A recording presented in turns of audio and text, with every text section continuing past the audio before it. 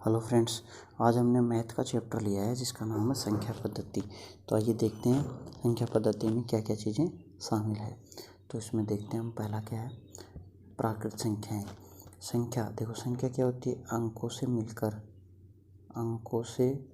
मिलकर बनती है संख्या। ठीक है, अंकों से मिलकर संख्या बनती है। जैसे 123, 460, 555, ये क्या है, अंक है, सिंगल हो गए, ये अंक हैं। इन अंकों से मिलकर हम कितनी भी बड़ी संख्या बना सकते हैं, अनंत तक। तो इसकी परिभाषा देखते हैं क्या है, प्राकृत संख्याएं। तो प्राकृत संख्याएं किसको कहते हैं, नेचुरल नंबर्स। इसको इंग्लिश में क्या कहते हैं, नेचुरल नंबर्स। ठीक है, प्राकृत संख्याएं एक से अनंत तक की सभी संख्याएं, एक से अनंत तक की सभी संख्याएं क्या कहलाती हैं, प्राकृत संख्याएं कहलाती हैं, नेचुरल नंबर्स कहलाती हैं। देखते हैं अगला क्या है, पूर्ण संख्याएं किसे कहते हैं, शून्य से अगर हम प्राकृत संख्याओं में शून्य शामिल कर दें, ठीक है, तो वो क्या कहलाती हैं, पूर्ण संख्याएं कहलाती हैं। चलो देखते हैं अगला, पूर्णांक से कहते हैं, पूर्णांक कहते हैं अगर हम पूर्ण संख्याओं में माइनस की संख्याएं भी शामिल कर दें, जैसे -1, -2, -3, -4, फिर 0, फिर 1, 2, 3, तो इनको हम कहते हैं पूर्णांक संख्याएं, पूर्णांक संख्याएं। ठीक है, सभी ऋणात्मक एवं धनात्मक पूर्णांक संख्याएं पूर्णांक कहलाती हैं, पूर्ण संख्याएं पूर्णांक कहलाती हैं। चलो देखते हैं नेक्स्ट, परिमेय संख्याएं किसे कहते हैं, ऐसी पूर्णांक संख्याएं जिन्हें हम p/q के रूप में लिख सकते हैं, मतलब कि बटे में हम लिख सकते हैं, उनको हम क्या कहेंगे, परिमेय संख्याएं कहेंगे। लेकिन एक शर्त है, ये जो नीचे वाला है हर, इसको क्या कहते हैं, हर, इसको कहते हैं हम अंश और हर के रूप में जिसको लिख सकते हैं उसको क्या कहेंगे हम, उसको कहेंगे हम परिमेय संख्याएं। तो जो हर है वो 0 नहीं होना चाहिए, ठीक है, क्योंकि किसी भी संख्या में अगर हम नीचे 0 लिख देंगे तो वो अनंत बन जाएगा। ठीक है, इसलिए q का मान कभी भी 0 नहीं होना चाहिए। इसको हम ऐसे रूप को क्या कहेंगे, जिसको हम बटे में लिख देंगे, इसको कहते हैं हम परिमेय संख्याएं।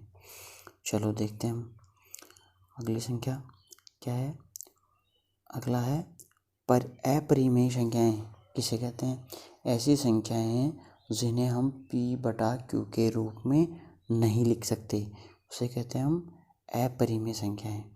ठीक है, तो अपरिमेय संख्याओं को जैसे वर्गमूल 2, फिर वर्गमूल 3, वर्गमूल 5, वर्गमूल 7, ठीक है, वर्गमूल 6, ऐसी संख्या क्या है, अपरिमेय संख्या कहलाती हैं।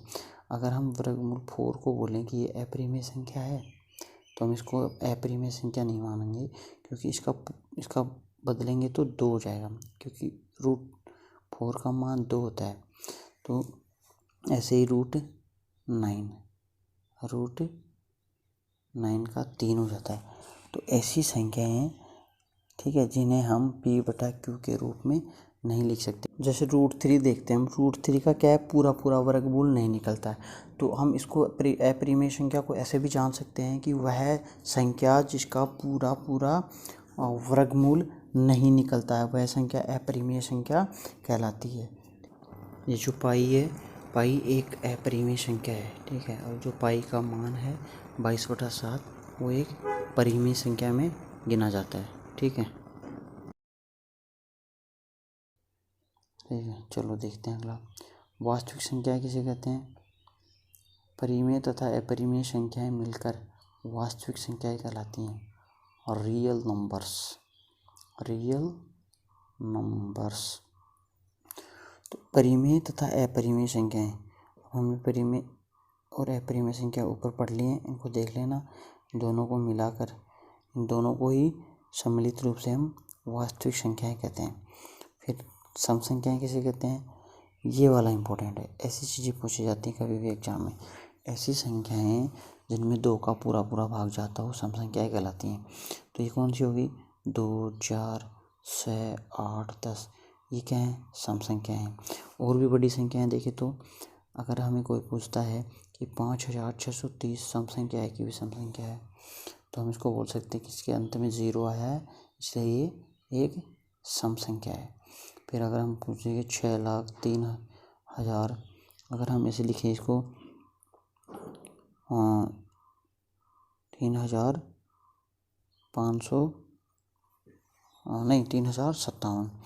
तो देखो ये हो गया इकाई, दहाई, सैकड़ा, हज़ार, 10,000, लाख। ठीक है, तो 6,03,557 एक सम संख्या है कि विषम संख्या, तो हम इसको बोल सकते हैं कि एक सम संख्या नहीं है, क्योंकि इसके अंत में यहाँ पे इनमें से कोई भी नहीं आया, इन डिजिट में से। ठीक है, तो हम ये बोल सकते हैं कि एक सम संख्या नहीं है। इसके बाद आता है विषम संख्याएं। तो ऐसी संख्याएं जिनमें 2 का पूरा पूरा भाग नहीं जाता है उसको क्या कहते हैं हम, विषम संख्याएं। 3, 5, 7, 9 और 11। अब जिस भी संख्या के अंत में इनमें से कोई भी होगा, ठीक है, एक बोलेंगे हम, 1, 3, 5, 7, 9, तो वो क्या कहलाएंगी, वो विषम संख्याएं कहलाएंगी। ठीक है, तो ये था संख्या पद्धति का एक बेसिक चैप्टर, जिसमें हमने संख्याएं क्या क्या होती हैं इसके बारे में जाना है। ठीक है, अगर आपसे अभी कोई पूछता है कि सबसे छोटी प्राकृत संख्या क्या है, तो हम बता सकते हैं कि सबसे छोटी प्राकृत संख्या है 1। और सबसे छोटी पूर्ण संख्या क्या है, तो सबसे छोटी पूर्ण संख्या है, अब इसमें देख लो आप, पूर्ण संख्या क्या है, प्राकृत संख्याओं में अगर 0 को शामिल कर दे तो पूर्ण संख्याएं कहलाती हैं। तो सबसे छोटी पूर्ण संख्या क्या है, 0। ऐसे ही हम देख सकते हैं कि सबसे छोटी सम संख्या क्या है, सबसे छोटी सम संख्या क्या है, तो हम देखेंगे वो है 2, क्योंकि सम संख्या है 2, 4, 8, 6, 10, ये सम संख्या है। तो सबसे छोटी सम संख्या होगी आपकी 2। तो इस प्रकार से परीक्षा में किसी भी एग्जाम में प्रश्न पूछा जाता है, और ये कक्षा 5, 6, 7, 8, 9, 10 सभी विद्यार्थियों को मतलब आनी चाहिए और उनको सीखना चाहिए। तो ये था आज का अपना चैप्टर।